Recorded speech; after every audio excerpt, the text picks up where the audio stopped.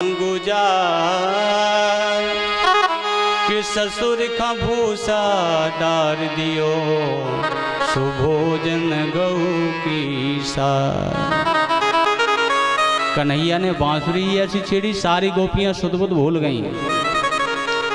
बंधु कान्हा की बांसुरी ऐसे बजने लगी जैसे एक बांसुरी कर रही हो, सारी गोपियां मिलकर के मेरे पास आ जाओ, हम रास रचाना चाहते हैं। सारी गोपियां भागी। निशम गीतम तदनंग वर्धनम ब्रजस्त्रिया कृष्ण गृहीत मानसा। आजग्मुरन्यो निर्मलक्षितोद्यमा सयत्र कान्तो जबिलोलकुंडला। जब उस मधुर गीत को गोपियों ने सुना बंसी के द्वारा, तो उनको ऐसे लगा कि कन्हैया की बांसुरी ही नहीं बज रही, मानो मुझे पुकार रही हो। निशम गीतम, ऐसा सुंदर गीत गाया। एक गोपी कहती है अरे सखी तुझे नहीं बुलाया मुझे बुलाया, वो कहती है तुझे नहीं बुलाया मुझे बुलाया। लड़ने लगी, भागी वहां से दोनों। सारी गोपियां इकट्ठा होकर के कन्हैया के सामने आई। कन्हैया ने गोपियों को देखकर बोले, गोपी स्वागतम भो महाभागा प्रियम किम करवाणि वै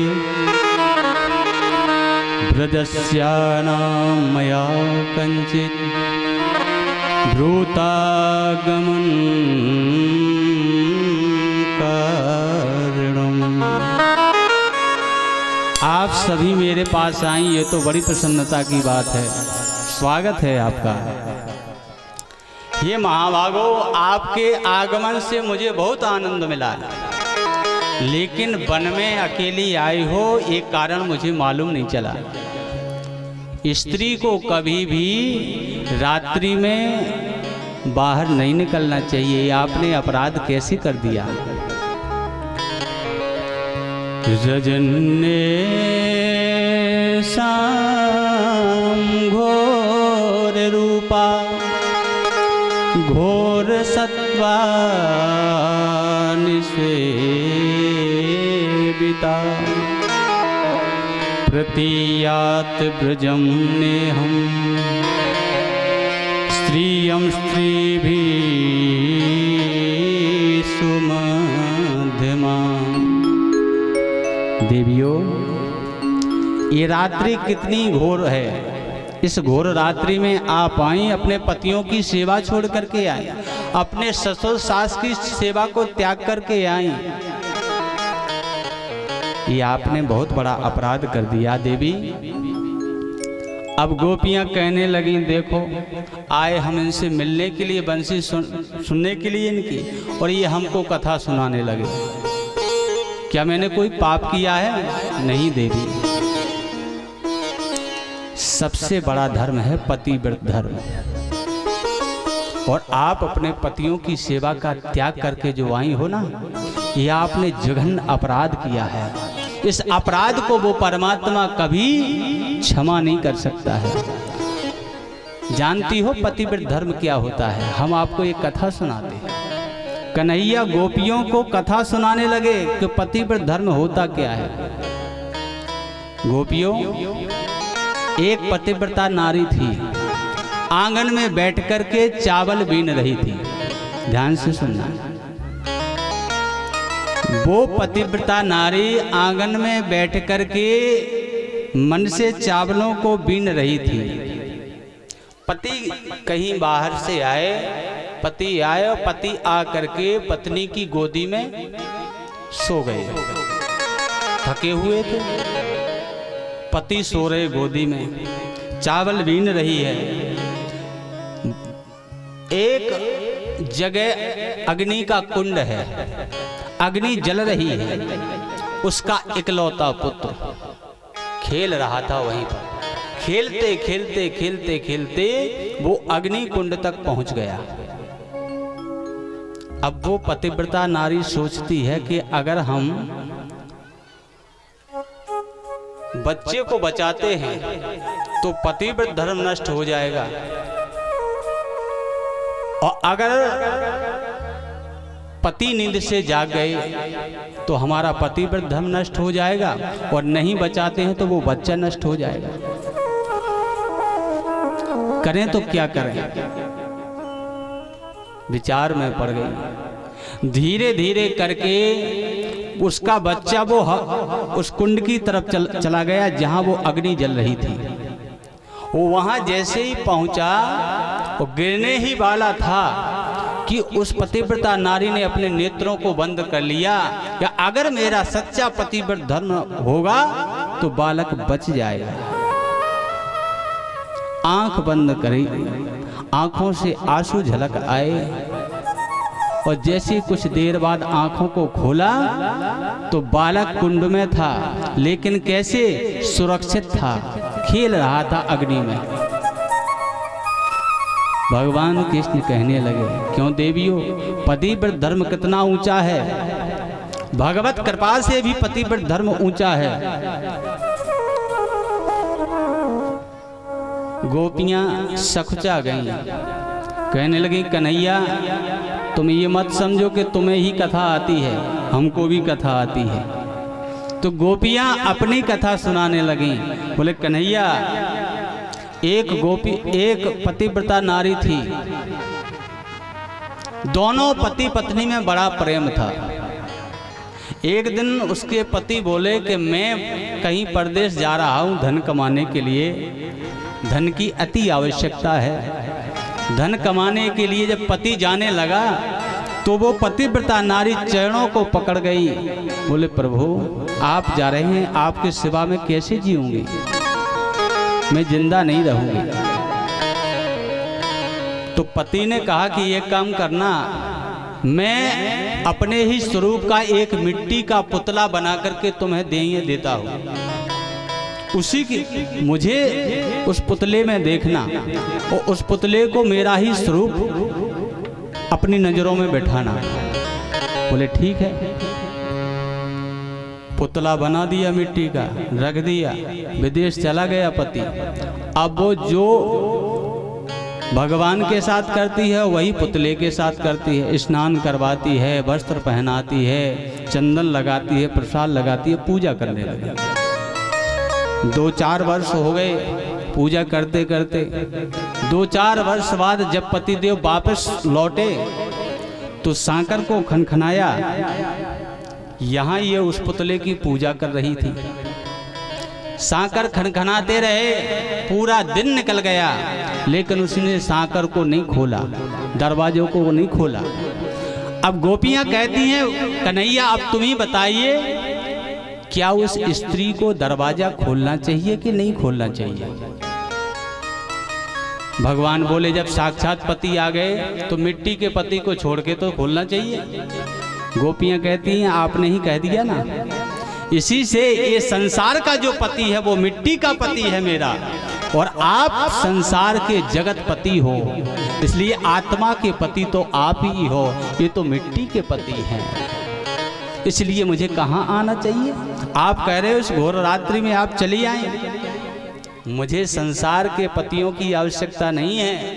ये संसार का शरीर जो दिया है, शरीर की ही पत्नी है, शरीर का ही पति है, शरीर का ही पुत्र है, शरीर का ही पिता है, शरीर की ही माता है, ये सब शरीर के लक्षण हैं। लेकिन आत्मा का जो पति है वो तो हमारा गोविंद है जो सामने खड़ा है। आज सोचा कन्हैया ने कि गोपियों ने तो मुझे सर्वस्व दे दिया, चलो रास किया जाए।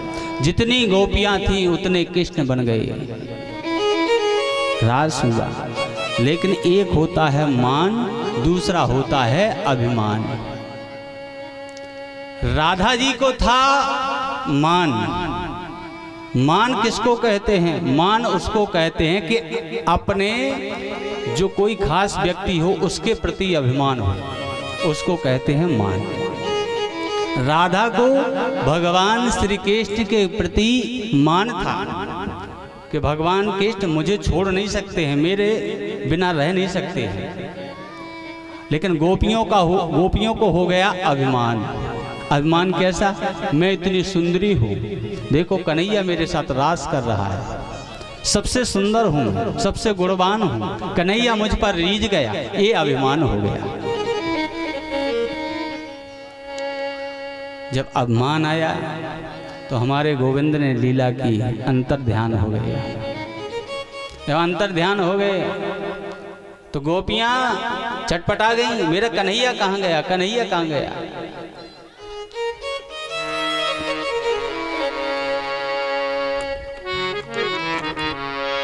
और कहने लगे, कन्हैया बंसी बजा के मोहना क्यों कर लिया किनारा, बंसी बजा के मोहना क्यों कर लिया किनारा, अपनों से हाय कैसा व्यवहार है तुम्हारा, बंसी बजा के मोहना क्यों कर लिया किनारा, बंसी बजा के मोहना क्यों कर लिया किनारा, बंसी बजा के मोहना क्यों कर लिया किनारा, बंसी बजा के मोहना क्यों कर लिया किनारा।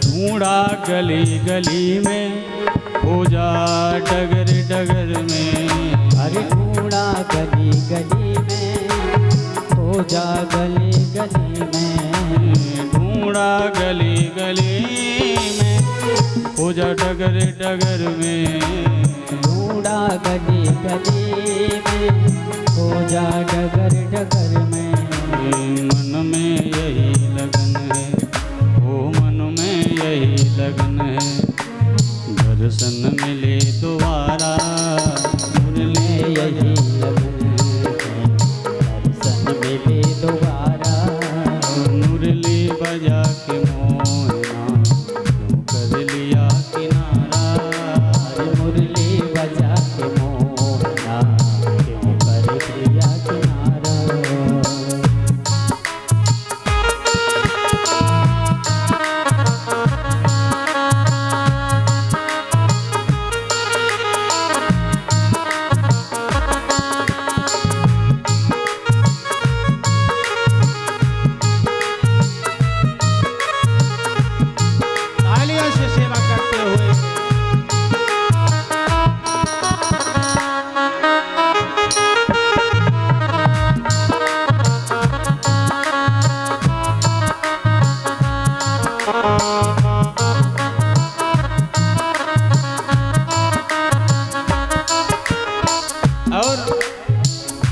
गोपिकाएं मधुबन में गईं। यहाँ हमारा कन्हैया नित्य प्रति आकर के बांसुरी बजाया करता था।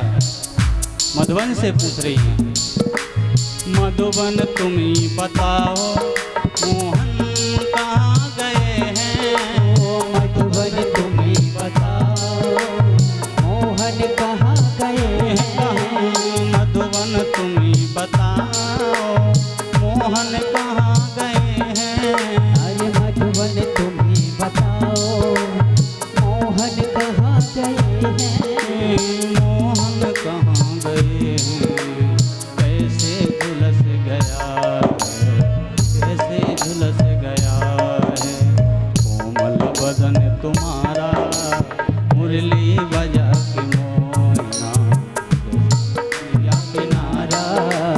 मुरली बजा के मोहन क्यों मस्ती में कर गाते दिया हुए। किनारा।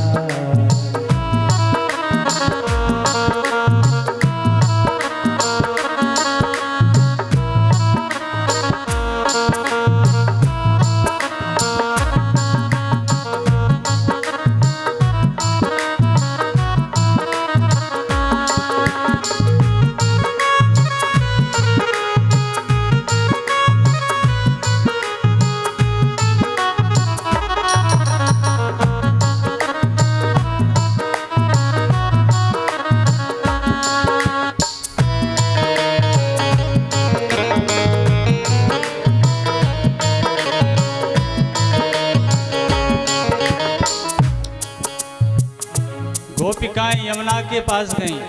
यहाँ हमारे कन्हैया ने नाग से युद्ध किया था, कलिय नाग से। यमुना से पूछ रहे क्या यमुना तुम्हें पता है मेरा कान्हा कहाँ गया है?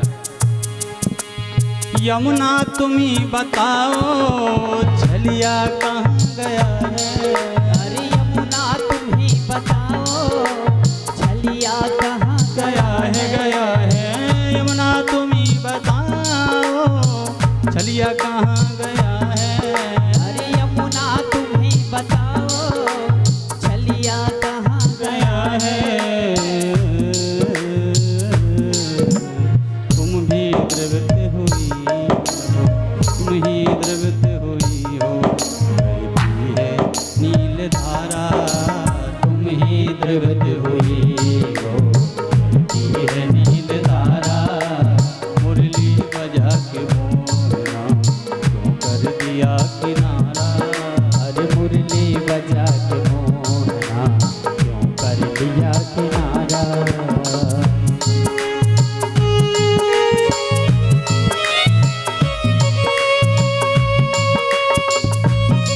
हे श्याम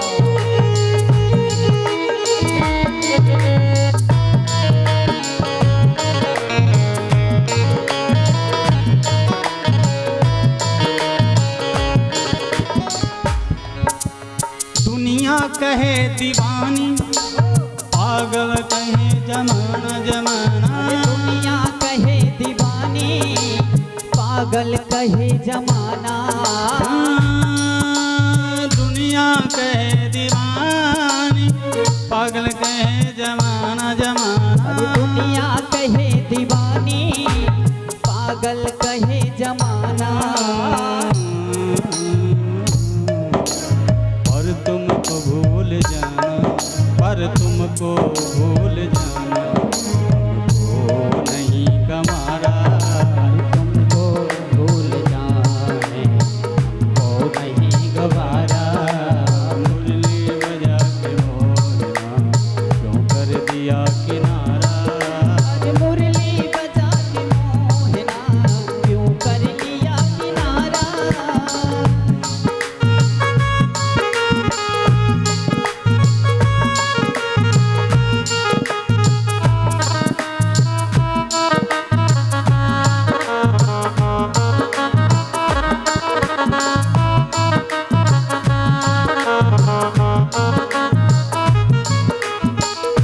एक सखी कहने लगी अरे हम यहाँ वहाँ क्यों ढूंढ रहे हैं?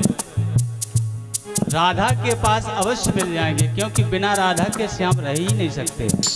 चलो राधा के पास चलते हैं। रोती हुई राधा जी के पास गई, चरणों में गिर पड़ी, कहने लगी राधा तुम ही बताओ मेरे श्याम कहाँ गए हैं? अरे राधा तुम ही बताओ मेरे श्याम कहाँ गए हैं। राधा तुम ही बताओ मेरे श्याम कहाँ गए हैं? अरे राधा तुम ही बताओ मेरे श्याम कहाँ गए हैं।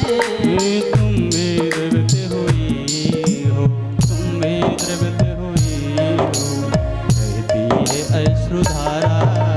तुम भी द्रवित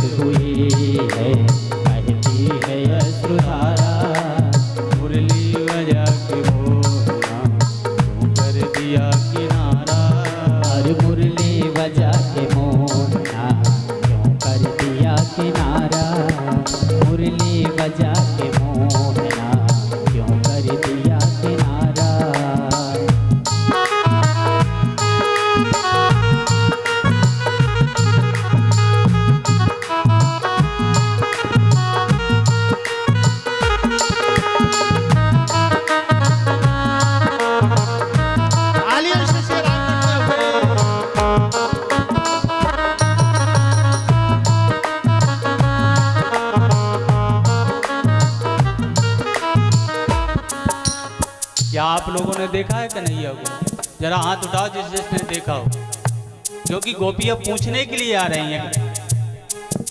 नहीं बताओगे? एक गोपी कहती है कि चलो यहाँ से जाकर के पलिंदा में मिलेंगे कन्हैया। भक्तो तुम ही बताओ भगवान कहाँ गए हैं? भक्तों तुम ही बताओ भगवान कहाँ गए हैं? भक्तो तुम ही बताओ भगवान कहाँ गए हैं? भक्तों तुम ही बताओ भगवान कहाँ गए हैं? कहाँ है भगवान? अपने ही दिल में